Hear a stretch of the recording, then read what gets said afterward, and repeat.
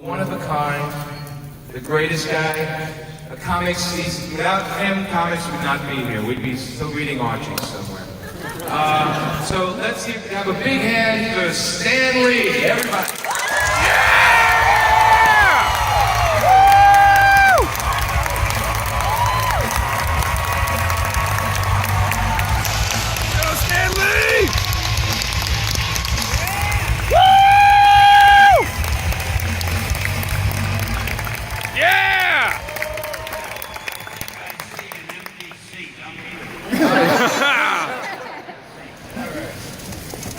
Alright, tell us all about it. Alright, so we're in Dallas. Is it? The drone. Is this one? Ooh, this is working too. We just gotta get close. Yeah, but yours is better. You deserve it. You get the better microphone. Right? It's exactly, yes. All right, now that we've settled that, what are we doing here? Well, we're looking at this handsome crowd here in Dallas. I can't see a thing. It's all dark. Are there people there? There are people there. Yeah! Oh, boy, are there ever? And I don't think there's one empty chair over there. Better not be. I think it's Ant-Man is sitting in that chair though, so nobody sit on that. You might be crushing him. So we're here, you know, it's a rare occasion to have Stan. Well, it's such a big arena too. This is like, we want to play sport, looks like we're here. This is awesome. But we're going to take questions from the audience to Stan. It's hard for us to hear up here, so you have to be very clear. And what I'm going to do is I'm going to repeat the questions to Stan because it echoes when it gets to us. So don't think we're insane with He's being charitable. What he means is I don't hear that well. So after you say the question, he'll repeat it to me. And if I don't hear him, we're in big trouble. Right, so, exactly. So we're going to go with the first guy right there in the Batman shirt. What do you think of that, Stan? He's wearing a Batman shirt. I can't even see it. Where is he? With all your great cameos in the Marvel movies and TV, can you give us a hint about what your cameo might be in Ant-Man? I've already done it. Yeah, I did that a few weeks ago, but go see the movie anyway. And Stan is full size in that movie. Oh, I don't give things Oh, away. I'm sorry. He's hiding in that movie. I don't know. Next guy. Daredevil shirt. Very good. You can speak now. What's the weirdest superhero that you was pitched to you and you turned down, and what was their power?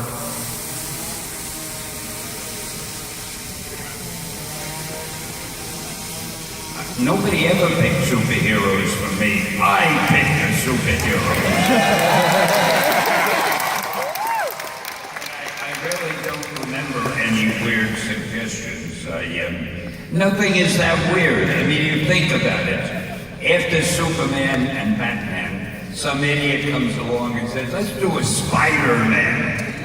But it turned out okay. So anything can turn out okay if you do it the right way. I want to know what inspired you to create Marvel.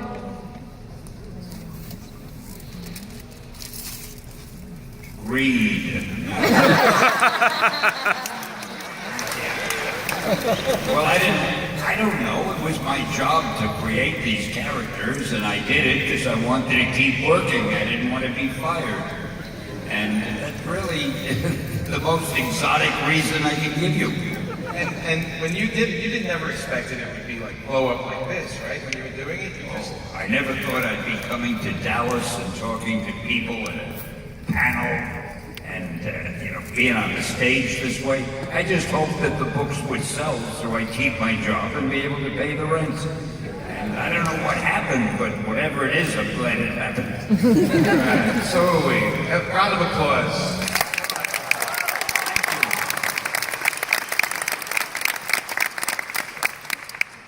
First of all, Stan, my brother and I grew up reading your comics, huge fans. But anyway, my question is, who do you think was the most menacing villain you created?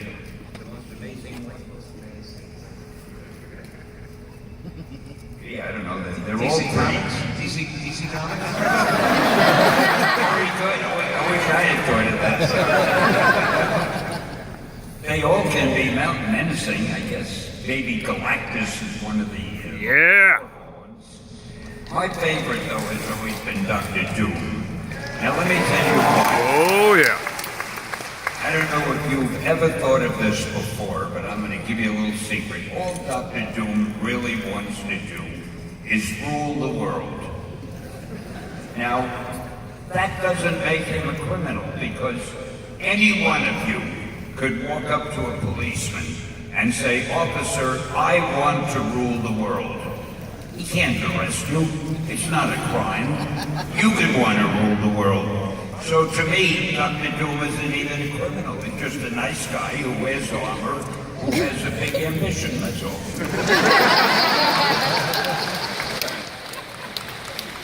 And a lot of people fear doctors. They don't like doctors, so maybe Well, that's... that's another thing. Yeah, go ahead. In a few short words, do you have any advice to a young child in the nerd world about staying confident and really owning being a nerd?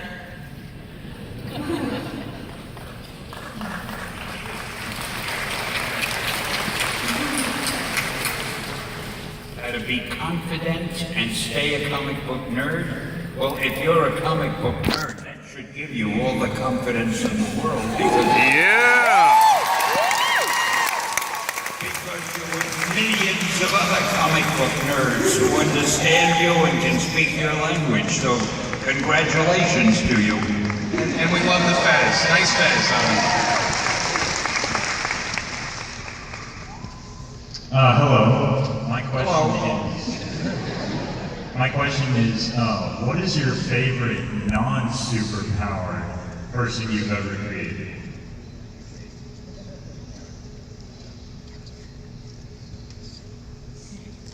I'm trying to think of any I created without superpowers. I can't remember. Mary Jane. All right, I'll stick with Mary Jane. Thank you. Yeah, boy, you can't go wrong with Mary Jane. Yeah. Put that on a t-shirt. I think that'll make a good...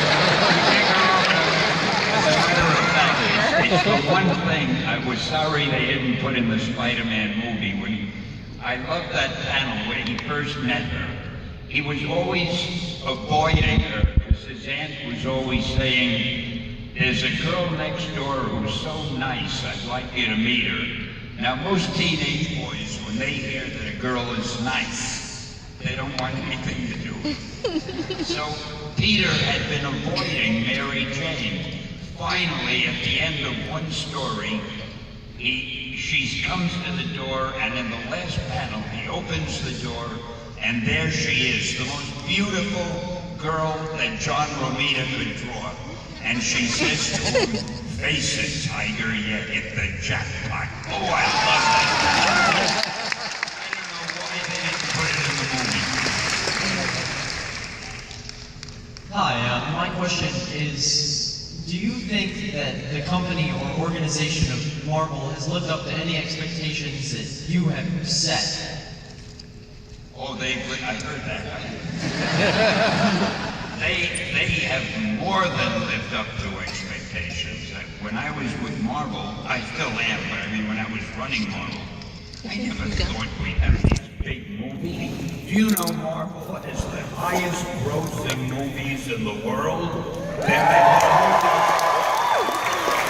make more money than any movies anywhere. They're the biggest movies. People can't wait for the next one. And when I was working there, I just hoped the books would sell and we'd keep our job. I mean, what a difference. Good afternoon, Sam. Kind of in the same train of thought there. How does it feel to see so many different characters and worlds that you've created come to life on the big screen and just sell worldwide? How does it feel? Yeah. I'm going to show you why I'm such a good person at a panel and why people love to listen to me with the profound answers I give. It feels good.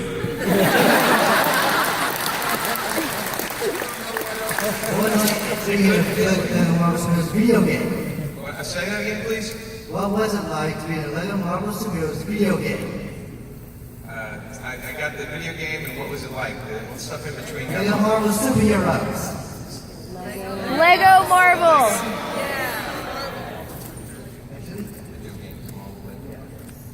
I think I'm in some of those video games. I don't know if they paid me or not. I'm really But all of those things feel good. It feels good to be involved with the movies, with the video games, with the books, with everything. And I'm really lucky because I never expected that one day I'd be talking to an audience here in Dallas and part of a big convention like this and be sitting with Jimmy Palmiotti. That's true. That's the biggest thrill. He told me before. The biggest thrill of the show was actually sitting with The only thing that would be better if it was a female. It's true. Give me a couple of grand, some time in the lab, we can work it out. The guy who's become, oh, that's another story. That's enough. Out of all the cameos you've done over the years, which one was your favorite? Well, I don't know if you could call it a cameo, because I sort of considered it a starring role. But the one that I did in, what was the name of that show? Oh, darn it. The one about, how did the world get started? Big Bang Theory. The Big Bang Theory. I got such a kick out of that one. And it wasn't even a Marvel thing. And we got to see Stan in a robe, so. Okay, sorry. See, I want to tell you what a big important guest I am. I get paid in a plastic bottle of water. We get paid the same rate. Okay, next guy. Hi, it's an honor to finally meet you.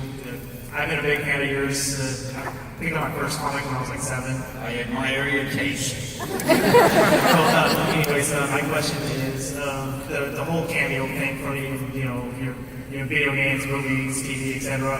Was that your idea originally, or was it the studio's idea? Or doing the cameos? Yeah, was it your idea? It just happened accidentally. The first one was in X-Men. Brian Singer, the director, he said, "Would you like to be in a crowd scene?" I said, "Sure." So when one of the guys is coming out of the water and looking funny, people on the beach are looking at him, and one of the guys was selling hot dogs and is holding a hot dog in his hand and is looking like that. And that was me. That was my first cameo. And your first Oscar, too. That was your first Oscar. That's right. And then for some reason, when they did the Spider-Man movie, forget his name, but I have no memory. Sam Raimi. Sam Raimi. He's a good friend of mine, too. He said, "Hey, Stan, would you like to be in a scene?" So I thought I would do some great acting. And I said, yeah, I've studied all my life. I've been waiting for this moment.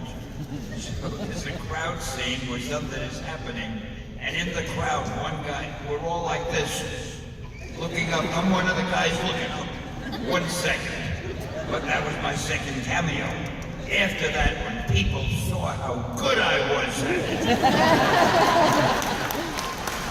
It's not a Marvel movie unless you're there, unless we see you there, right, everybody? Yeah! I just got you a raise, by the way. I know, we'll talk later. I just did the cameo for in the next Captain America movie. I can't tell you what it is, but we did it yesterday, the day before yesterday. I did it in Atlanta, Georgia, and then I flew here because I wouldn't miss this convention for this bottle of water for anything. Yeah! I don't want to give anything away, but I saw the Falcon suit in your luggage. Thanks, sorry. Hello. Hello. You Out of never all, can tell where the voice comes from. Out of all the characters you created, which one did you create most like yourself? Oh, probably Tony Stark. Yeah! You know, he's sophisticated, he's handsome, well, no, I guess I'm not like Tony Stark. But, no, I'm only kidding. I don't know, I guess I'm a little bit like, you take the good traits of all of them and put them together, and you got this guy sitting on stage.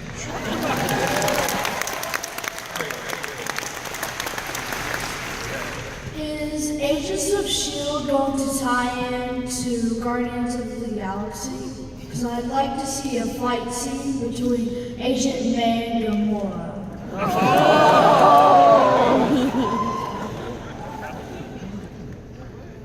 I don't know that there's a plan to do it now, but if we wait long enough, everything at Marvel is going to tie in with everything else. Because those tie-ins are wonderful. People love them. But I don't know if that's planned right now. You can go home and draw it, though, if you want. Go draw it, make it happen. First of all, I'd just like to say thank you for being a huge part of my childhood. You're welcome. My first childhood, and now with this one, my second childhood. I just want to know, I look around here and I just see so many people dressed as superheroes. From Deadpool. This Deadpool up there just jumped off the balcony. It is Deadpool. I mean, let's be honest. I've seen a lot of Cyclops, Wolverine, and even some DC comics. I don't know why. I'm sorry. We all have our favorite. As the man, what is yours? Your favorite creation? Is there one that just holds above all else a special place in Stan Lee's life, in his heart? My favorite character?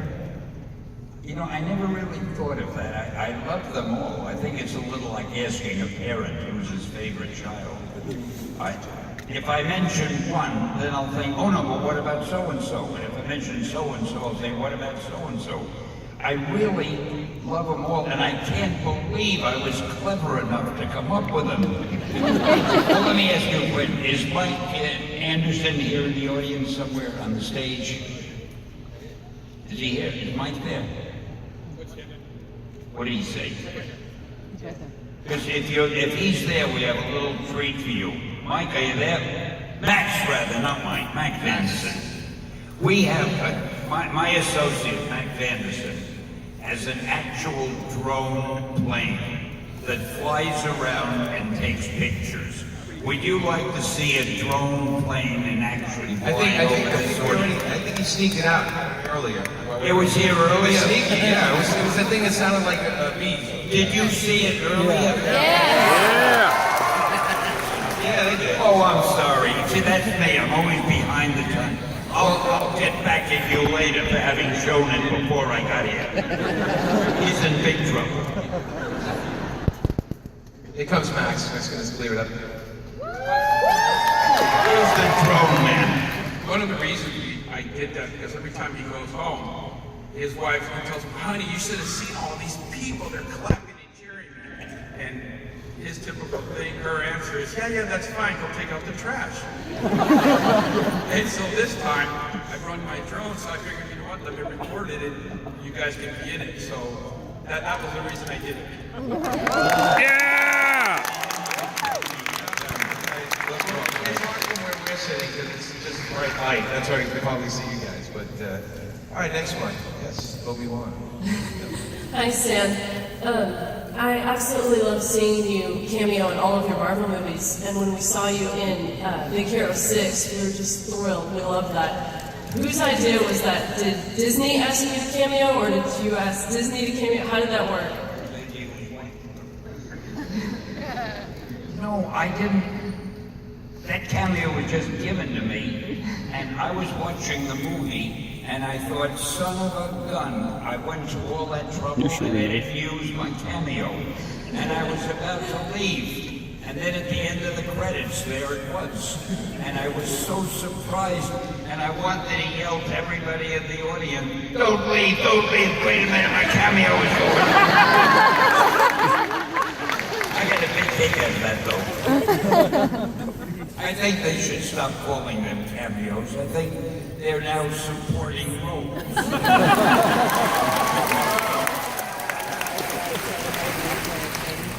In your cameo in Iron Man, you were surrounded by a bunch of ladies. Is that how it is in real life? Yeah! Asking the real questions. I just can't get rid of them. No, that was a funny one in Iron Man. They wanted me to be like Hugh Hefner, so they got these three gorgeous blondes to stand with me in the center, real tight. It was wonderful. They had me smoking a pipe like Hefner, and I'm supposed to be with the girls, talking to them, and then Iron Man walks by. Not Iron Man, what's his name? What's his name? Tony Stark? Tony Stark. I can't remember anything anymore. Tony Stark walks by and says something like, "Hiya, Heifer. Good going, Heifer," something like that. So I'm supposed to turn around. So I'm like this with the girls, and he says, "Good going, Heifer." And I go like that. I had the pipe in my mouth, so I almost knocked the teeth out of the girl next to me. So the director very wisely said, "We won't use the pipe in the next shot." And that's a little something that the public doesn't realize. But you're in now on that inside information. Yeah. I gotta say, I was at a party in San Diego one night, and I went up there, and I see on this couch, and I see Stan on the couch, sitting there relaxing, and Lucy Lawless. Remember Zena? And she's in that, we're all looking at him like, that lucky bastard. You were a hero in so many ways, but that night, even more so. But we got time to tell us one more question. So make it a good one, and it's not about cameos, please. It's not. Okay. So as a general Ismail, I just wanted to ask you, what is the highlight of your career? I guess probably being here tonight.